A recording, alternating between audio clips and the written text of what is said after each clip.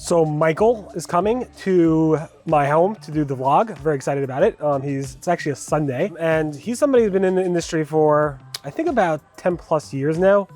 Somebody with a very unique background. He was at NBC, he was at News Corp, really like in the reporter type of phase. Then he started his own company called Gossip Cop, which was a news publishing agency around, I guess, entertainment media. And he pretty much ran that company for a long time until it was acquired. So he has a lot of experience being in terms of an owner of a publishing magazine, and also a lot of experience in the entertainment world working for other publishers. So it should be pretty entertaining and interesting talking to him about that.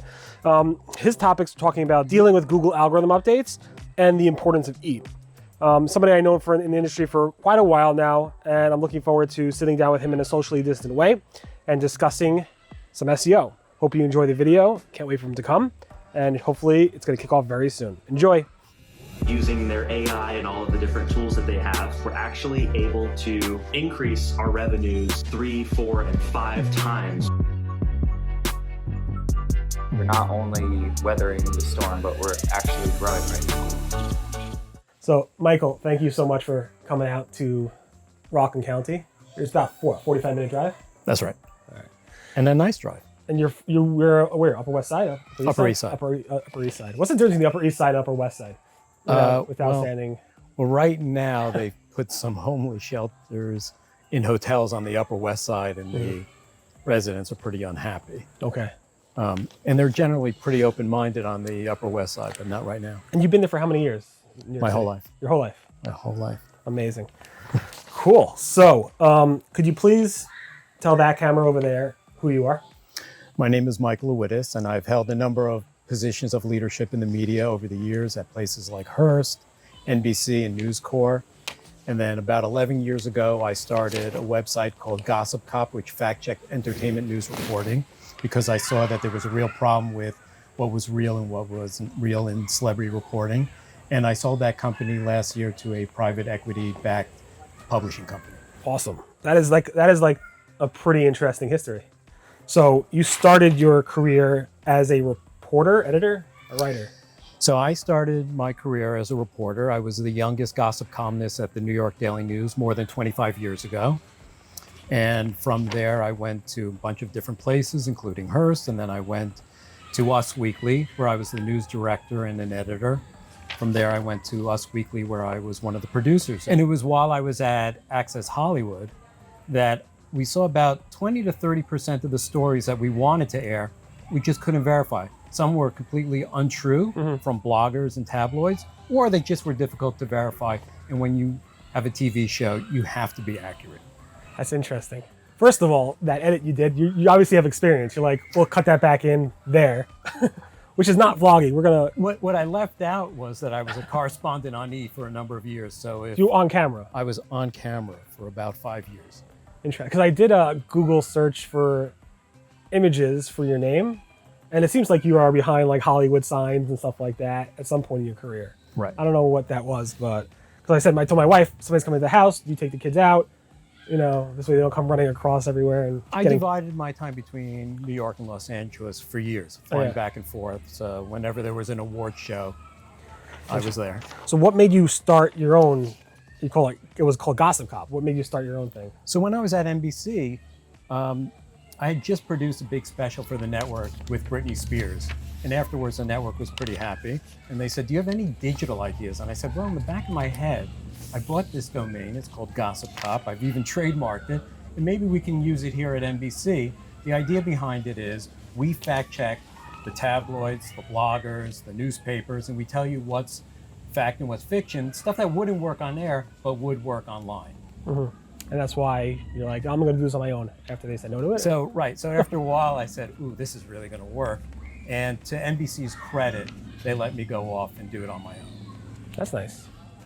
And I remember, I think the first memories of you in the SEO industry, I think it was in the actual Google forums, maybe, and you saying, this website has it wrong, this is not factual. My website has it accurate, we did the background checks, this is legit. What this website's saying and getting traffic for is not accurate, why are you, Google, sending traffic to the website that has the false information versus is that obviously you don't remember when I first met you, but that was kind of That was my first Google Hangout.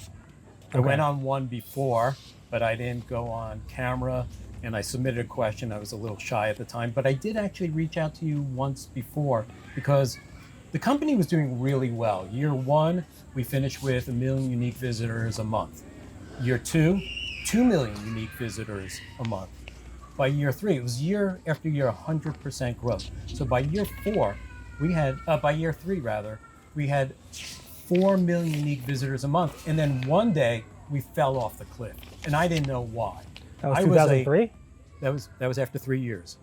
So in 2000, was that a Panda update? What was it? It was a Panda. I found out it was Panda. Was that the first Panda update? It was probably the first Panda update. And I didn't know much about SEO at the time. And it's actually kind of surprising that we had such a steady growth. But now that I understand more about things like EAT, Right. it makes sense because everyone was writing about us. I launched the company on the day that the company launched. I appeared on Good Morning America. Really? And then there was a segment on the Today Show. The New York Times wrote about us that day. People Magazine, Us Weekly, Gawker, everyone wrote about us. And then after that, celebrities started to tweet about us. And if we corrected the record, Kim Kardashian, for instance, one day out of the blue said, I found the best website. It's called Gossip Cop. You need to check it out. Katie Holmes went on Instagram and said, hey, thank you, Gossip Cop. That story in whatever tabloid was completely wrong. You did the research. And then when I went to the Golden Globes, after George Clooney had won some award, they have a backstage where all the journalists are. And I said, hey, George, my name is Michael Lewittes, and I have a question about this. And he said, hold on. And he kind of pointed to everyone and said, all you guys need to meet Michael, because Michael's doing the job. He's fact checking. He's really taking it seriously. And I don't even remember what his response was to my question because I was in seventh heaven at that point, and I really made sure to get video of that afterwards, which we still have. George, Michael Lewittes from Gossip Cop. You know, you have a wonderful site because you actually are trying to find the truth. That's amazing. I didn't know. I mean, half the names you said, to be honest, I have no clue. When it comes to like entertainment, my wife, I just don't watch TV ever. My hobby, as you know, is search engines. Right. So that's what I do for fun. I don't do entertainment for fun.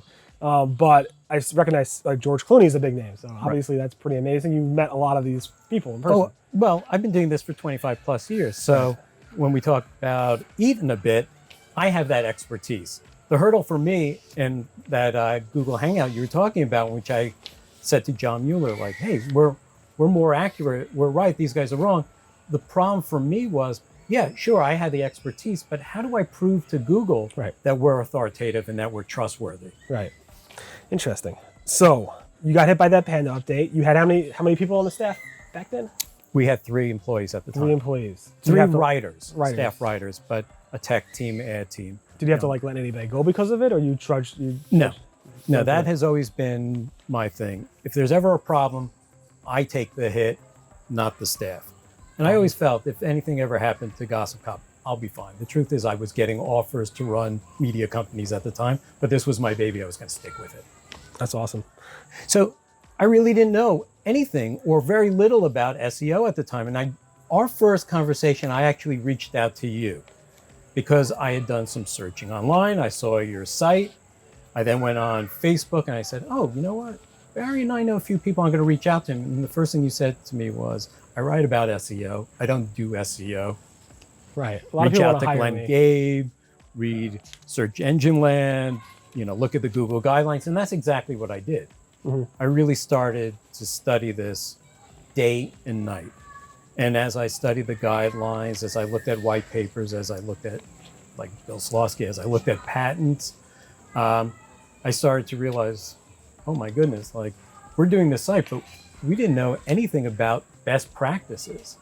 Were you doing anything that were not according to best practices, or? What I found was that we had a ton of thin content inadvertently. And the problem with that was, as we were growing and more successful, I started adding more writers. So we were up to 5, and we were churning out more content. But the content was accurate, but it was thin.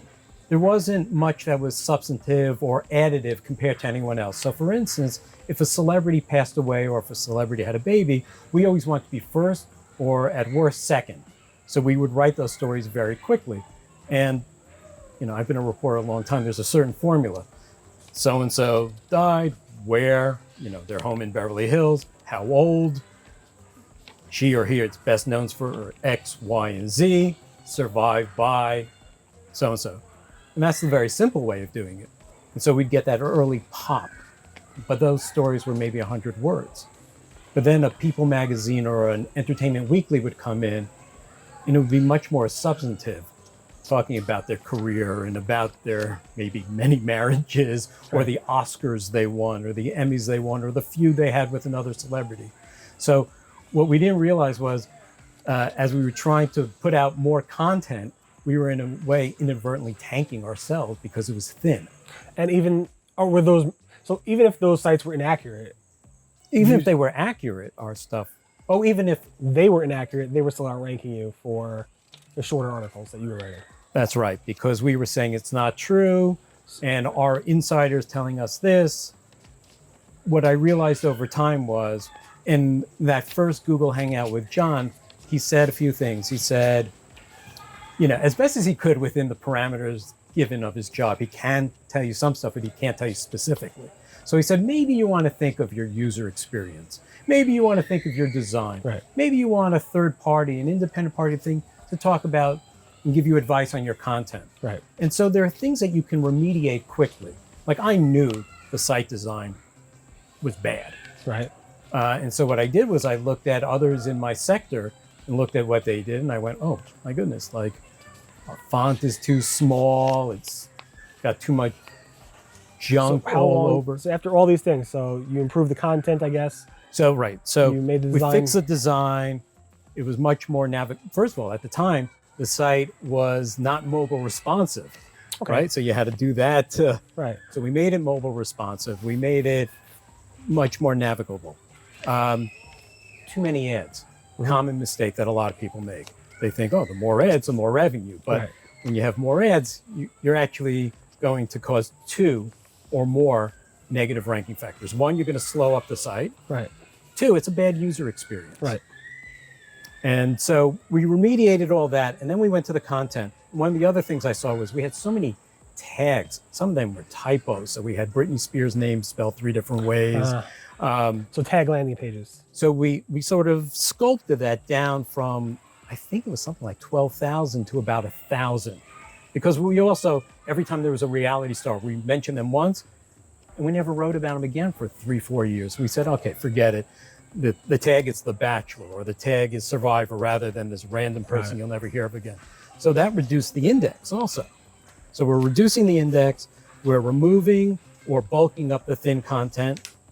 We're writing more robust stuff at that point, with more substantiation, more documentation, just making the content better. And how long did it take you to pop back up? Or the cleanup was gradual, slow.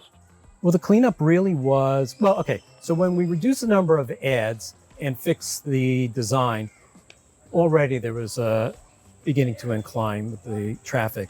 But really it took about 2 years to fix the content and to set sort of our own internal guidelines for what content should be and how we prove our point. And then it popped. When you left the company or sold the company, I assume you're not part of the company anymore. No. So when you left the company, it was doing pretty well, I assume. So when I left the company, it was probably one of the highest months we ever had. Awesome. It was really optimized at that point. Congratulations on that. Thank you. All right, so let's move on from that specific topic. Let's talk a little bit about the topics you wanted to talk about. So I know you want to talk about dealing with those Google algorithm updates. So we discussed a lot of that already. Right. So what would be your biggest advice for somebody brand new, like you were 11 years ago and got hit by a Panda update or whatever that was? What would be your biggest advice towards what should they freak out? Should they just run and give up everything?